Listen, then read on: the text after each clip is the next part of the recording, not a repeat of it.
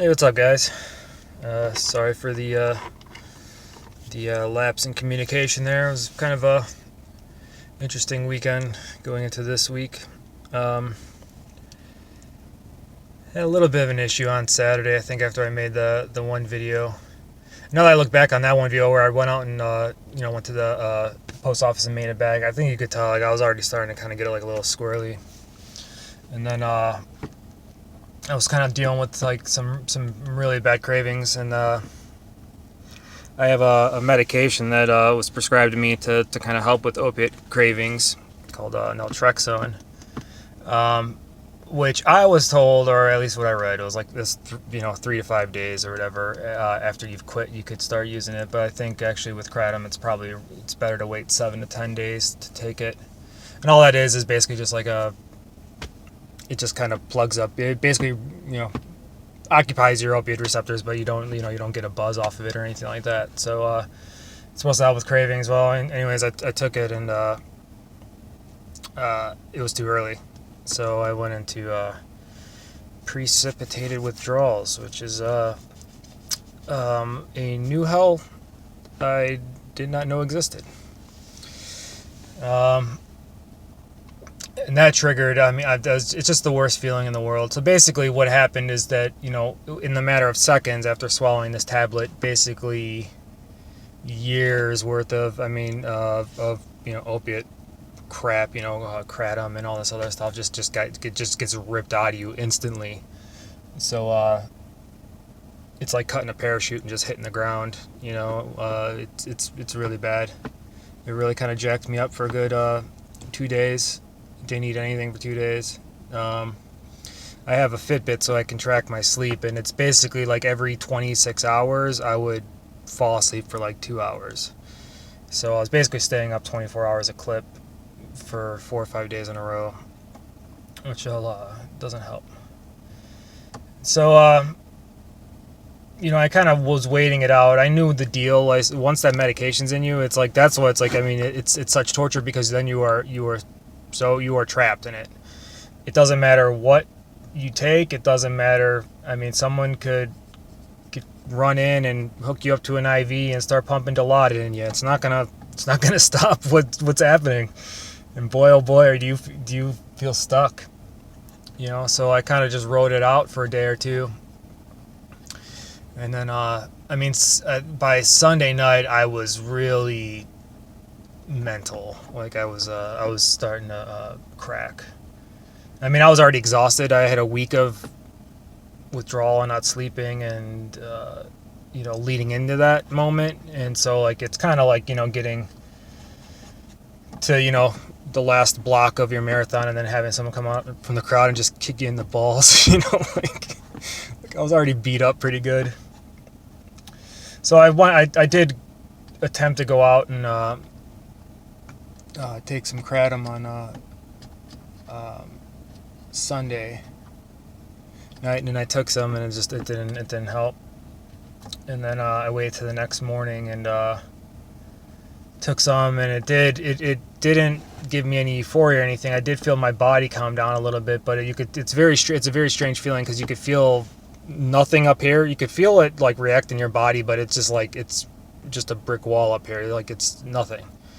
I mean, it kind of removes like your ability to feel good about anything, let alone like even like artificially trying to make yourself feel good. So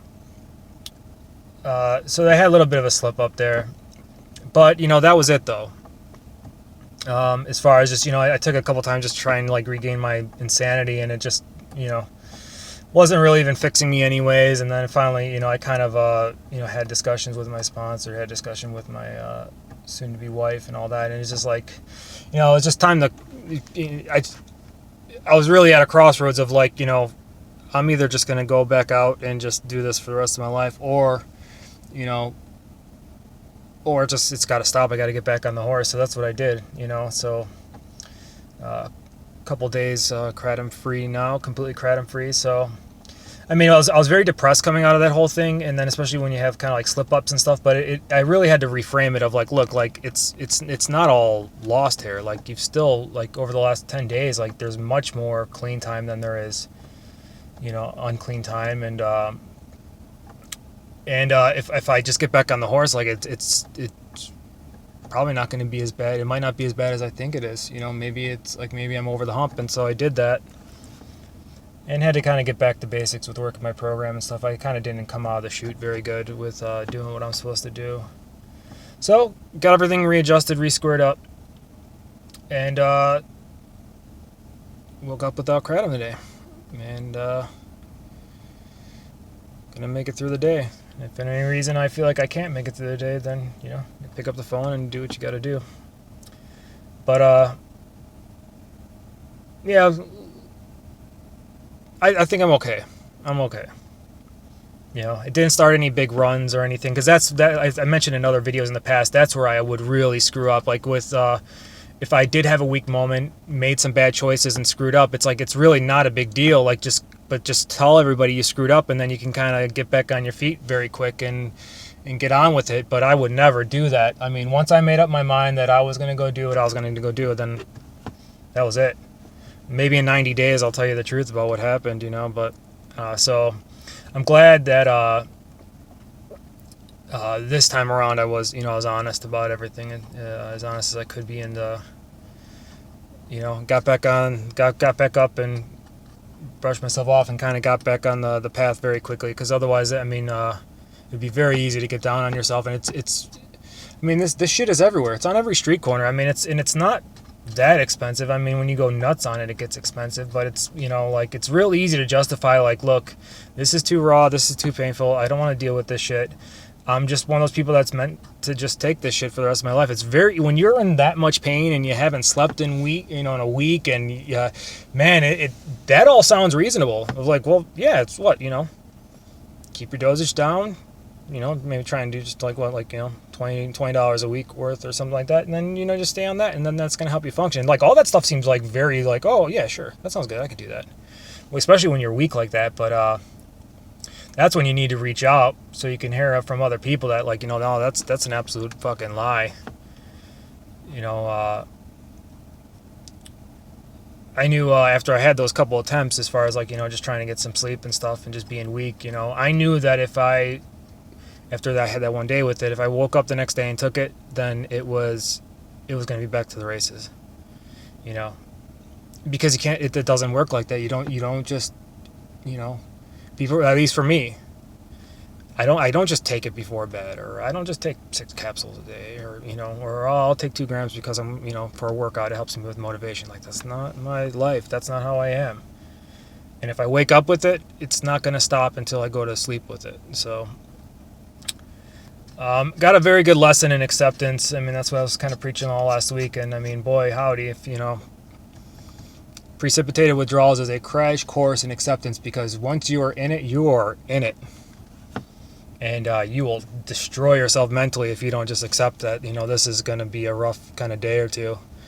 I mean, you will torture yourself. But I just want to touch base. Thanks again for, I didn't mean to kind of flake out on you, and I hope you guys didn't, worry that I just bounced out on you. It was just, man, it was like when I just really had to get my mind right and my body right too. My body's still pretty jacked up. But I'll be touching base more with you guys and keeping you updated. And God bless. Love you.